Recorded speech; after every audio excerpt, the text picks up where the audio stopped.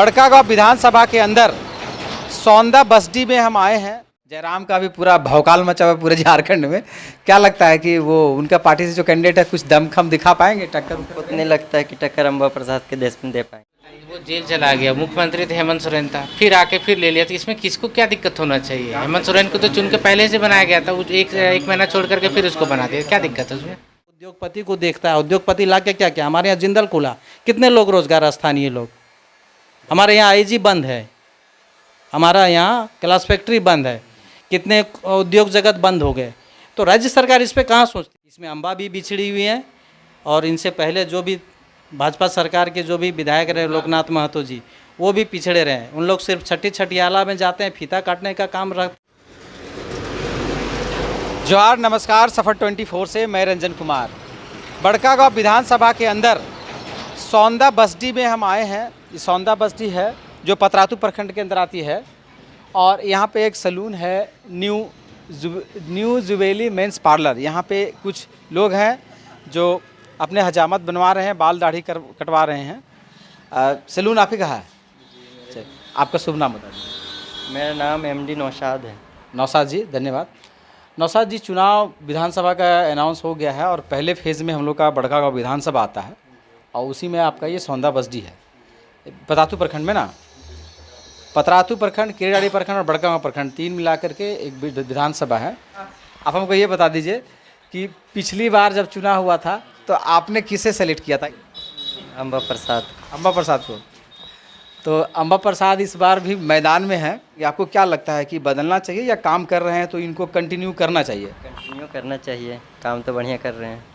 अच्छा, ये दुकान आप चला रहे हैं, खुश हैं? बहुत खुश है। कि नौकरी वोकरी की तलाश में आप भी हैं? नहीं, खुश है।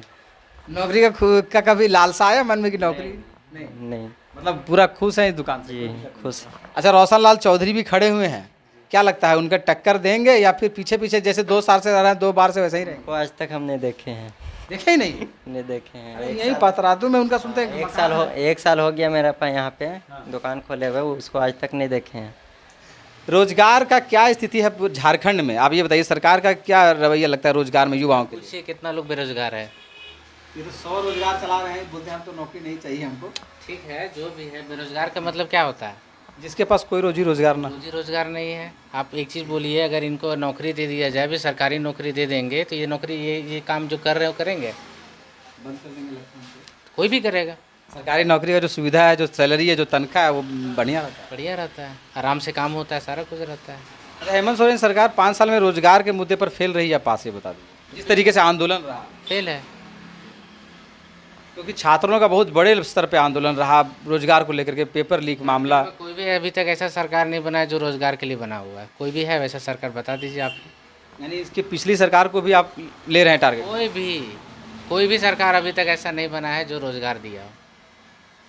रघुवर दास के टाइम में तो लोग कहते हैं कि बड़ी रोजगार मिला। कहाँ किसको रोजगार मिला?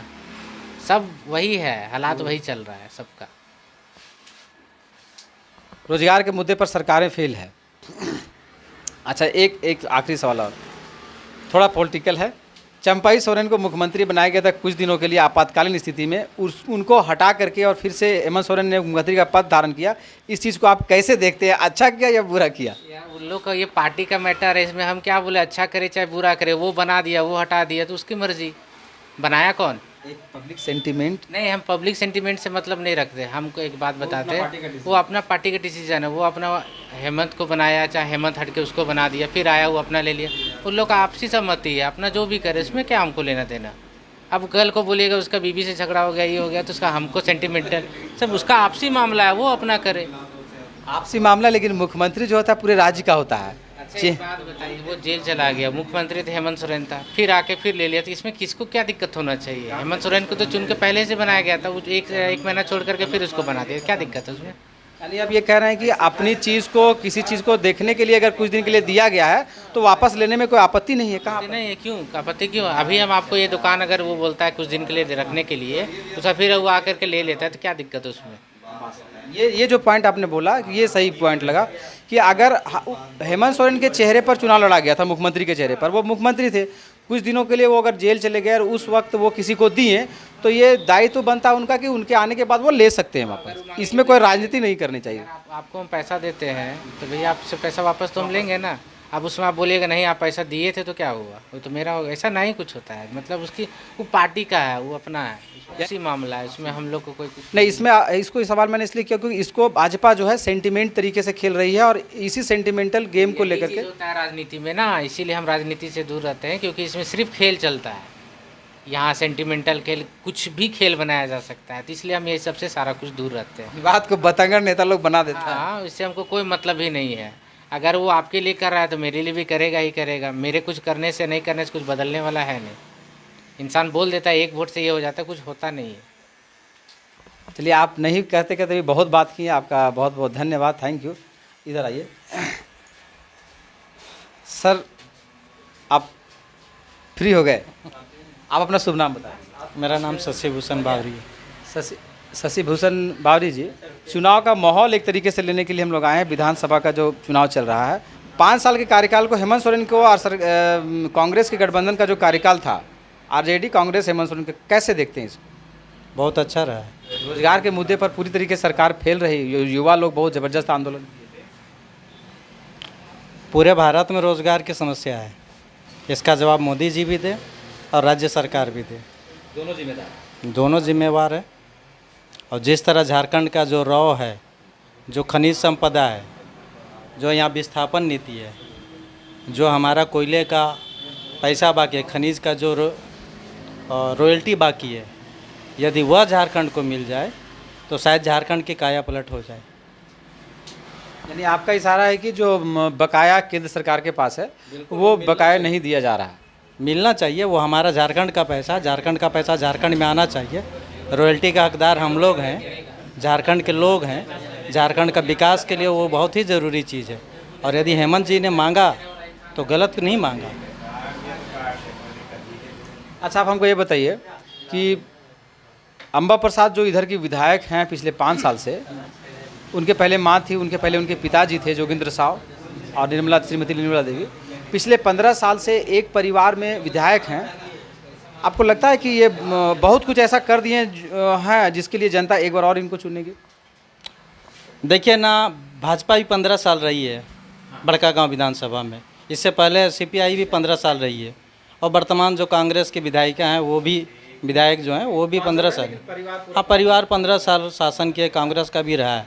मगर हमारे हिसाब से जो राज्य में गठबंधन है कांग्रेस का, और हमारे जो विधायक हैं, जो बड़कागांव में मांगता है कि वो विकास होना चाहिए, वो विकास अंबा प्रसाद कहीं ना कहीं थोड़ी सी ना कर पाई है। इसका हमें खेद है, उनको करना चाहिए था। जैसे हमारा पंचायत है, मैं जहाँ पे रहता हूँ, सौंदा बस्ती हमारा पंचायत है। सौंदा बस्ती पंचायत में विकास दिखता नहीं है। जैसे शिक्षण संस्थाएं हैं, शिक्षण संस्थाएं चाहे भाजपा की सरकार रही हो चाहे अलायंस की गठबंधन, ये जो वर्तमान है कांग्रेस जेएमएम की वही सरकार रही हो, ये लोग शिक्षा पे काम नहीं कर रहे हैं। हमारे यहाँ विद्यालय है, ठीक है, 62 का विद्यालय, 1962 में लगभग 1952 में बना है ये विद्यालय, और आज तक इसका ना हाई स्कूल बन पाया और ना कॉलेज यहाँ आया। शिक्षा का जो नीति है उसका व्यवसायीकरण हो गया। व्यवसायीकरण होने से जो निम्न वर्गीय परिवार हैं वो उचित शिक्षा से वंचित हो गए। आज जो शिक्षा का स्तर है, जो पॉलिटेक्निक MBA की पढ़ाई थी वो बहुत सस्ता था, मगर पिछले 20 साल से 25 साल से 35 साल से जो शिक्षा का व्यवसायीकरण हुआ उस पर ना केंद्र सरकार कभी बोली ना राज्य सरकार में कोई कमांड रहा है कि शिक्षा को कैसे आम लोगों तक पहुंचाया जाए। अच्छा, वापस आते हैं चुनाव पे। जयराम महतो जो है बड़ी मुखरता से पिछले 2 साल से उभरे हैं एक नया पॉलिटिकल पार्टी को लेकर के, JLKM। आप हमको ये बताइए कि इस विधानसभा चुनाव में वो लगभग, मुझे लगता है कि 70 सीटों के लगभग में वो अपना कैंडिडेट दिए हैं। क्या लगता है कि कैसा रोल रहेगा, कितना सीट आ पाएगा? जिस तरीके से मुखरता से वो बोलते हैं, स्टूडेंट की बात, शिक्षा की बात, रोजगार की बात, उनको कैसे देखते हैं, पूरे उनके स्पीच को, उनके क्रियाकलाप को, और फिर उनका रिजल्ट क्या रहेगा? यही बात कुछ साल पहले ना, जब आजसू झारखंड में आया था स्टूडेंट फेडरेशन के नाम से, तो इन्होंने ये ऐसा ही बात रखा था। मगर जैसे वो राजनीतिक दल बना, वो तमाम मुद्दे से भटक गई, और जयराम महतो भी यही काम किए। जयराम महतो का भी यही काम है, लोगों को बीच में जातिवाद के बात रखना, झूठी बातें रखना। जयराम महतो यदि सचमुच में यदि कोई ऐसा काम करते हैं तो बिल्कुल उनको लोग स्वागत करेंगे, मगर मुझे नहीं लगता है कि वो इस तरह का काम किए, ना टिकट बांट पाए उस तरह की, खुद के लोग उनसे नाराज़ हैं। टिकट बांटने में उनका गलती रहा, बिल्कुल गलती रहा। जिस मुद्दे पे वो लड़ाई रखे, अपनी बातों को रखे, लोगों के बीच गए, उस मुद्दे से पता नहीं कहाँ भटक के वो लोगों को गलत लोगों को टिकट कहने का मतलब है गलत लोग नहीं, उनके मुद्दे से जो जुड़े थे, जो उनके मुद्दे से सरोकार रखते थे, उनसे इतर टिकट बटा। बिल्कुल, ये जयराम महतो जी बताएं ना कि क्यों उनको टिकट नहीं दिए। जैसे हमारे विधानसभा में ही देखिए, बालेश्वर कुमार को टिकट मिला किरेडाड़ी से, जो पहले भाजपा में 10 साल सांसद प्रतिनिधि रहे और 3 महीने पहले जयराम की पार्टी में आए और उनको टिकट दे दिया गया। जो काफ़ी अंतर्विरोध चल रहा है पार्टी में इनका कि हम लोग जो कार्यकर्ता इतने दिन से जुड़े थे उनको टिकट नहीं दे करके अब भाजपा से जेल के में आए लोगों को तुरंत कैसे टिकट दे दी, जबकि ये ना आंदोलन में है, ना आपके साथ में है, ना संगठन में है। तो इस बात को आप मानते हैं कि टिकट बंटवारे में बड़ी भूल हुई है? भाई, भारतीय राजनीति का यही अभी चला हुआ सिस्टम कि पार्टी छोड़ो, दूसरी पार्टी में जाओ, टिकट लो, चुनाव लड़ो। कैरम बोर्ड की गोटी की तरह हो गए हैं हम आम जनता। क्वीन की खेला है, क्वीन किधर जाएगा यह पार्टी ही तय कर रही है। उसमें 2 ही खिलाड़ी रहते हैं, कैरम बोर्ड में 4 नहीं खेल पाते हैं, 2 ही खेल पा रहे हैं। उसी तरह जो राजनीतिक दल में शामिल होते हैं, भाजपा के भी अपनी गलतियां या जो भी बोल सकते हैं, भाजपा भी कोई अच्छी पार्टी नहीं है। वो धर्म की राजनीति करती है, विकास की राजनीति नहीं रखती है। तो लोग उनसे जुटे थे धार्मिक भावनाओं से, और कहीं ना कहीं ये जो बालेश्वर जी आए हैं वो भी कहीं ना कहीं लालच में गए थे भाजपा पे। जब उनको पार्टी टिकट नहीं दी तो वापस दूसरे की तरफ झांके क्यों गए? आप कैडर हैं थे तो कैडर ही रहते। मतलब है कि भाजपा भी अंतरकलह जूझ रही है, दिख रहा है उसमें अंतरकलह। अंतरकलह तो ज़बरदस्त जूझ रहा है भाजपा भी, क्योंकि रोशन लाल को जो टिकट मिला है तो उसमें लोगों का, उस कार्यकर्ताओं का विरोध रहा है पूरा जबरदस्त। अब रोशन जी को तो हम लोग 20 साल से टिकट देख रहे हैं कि निसंकोच दोनों जो उम्मीदवार हैं राष्ट्रीय पार्टी से, दोनों उम्मीदवार व्यक्तिगत रूप से बहुत ही अच्छे हैं।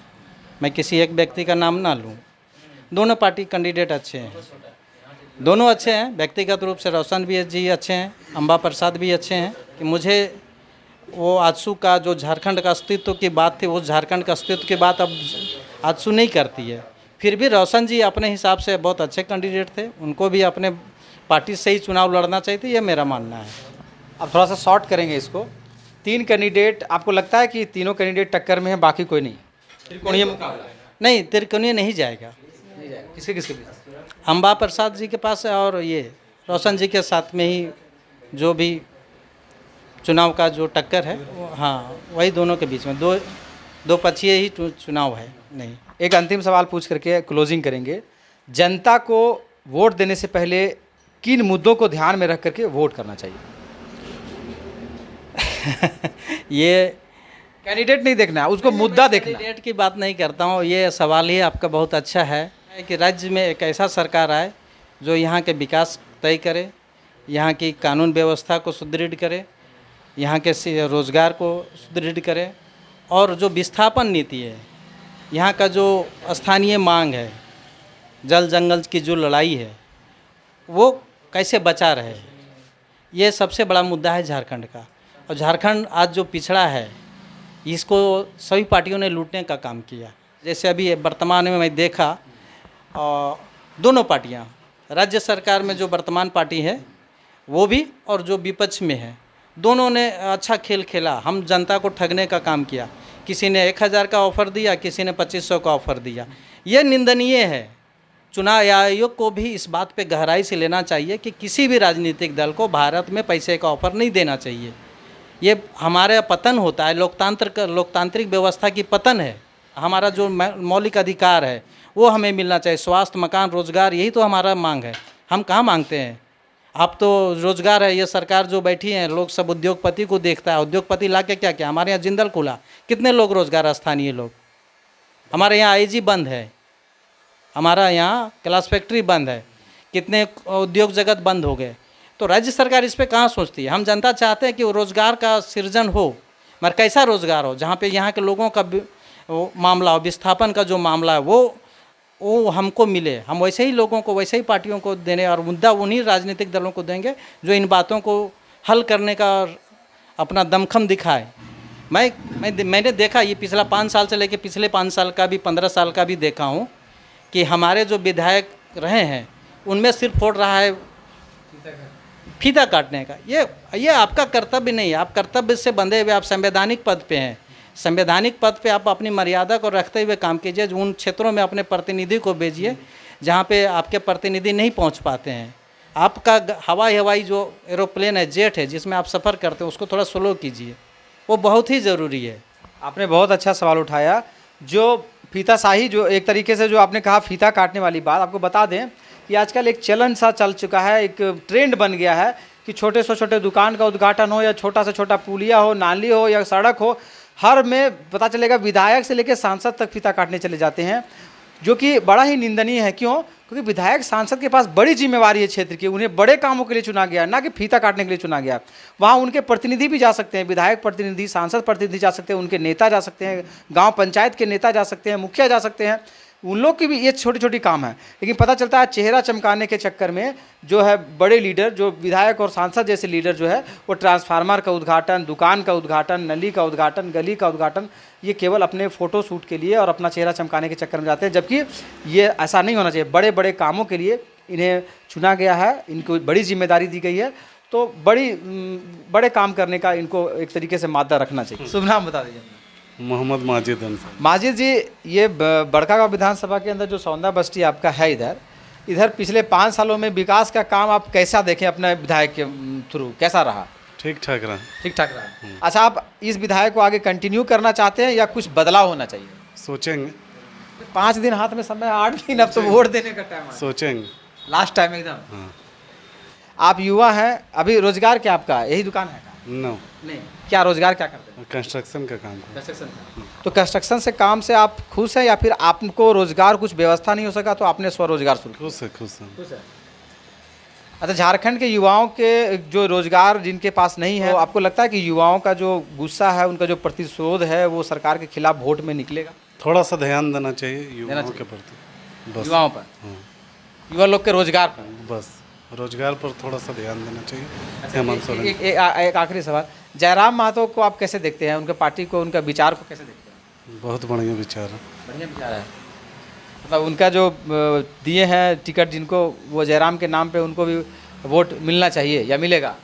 कुछ तो मिलेगा। कुछ मिलेगा। ऐसे व्यक्तिगत रूप से जयराम अच्छे आदमी, अच्छे आदमी, उनके कैंडिडेट भले जैसा हो, जैसा हो, जयराम बढ़िया आदमी। झारखंडियत की बात करते हैं, पसंद आता है उनका बात? पसंद आता है। चलिए, आपने बात किया, बहुत बहुत धन्यवाद।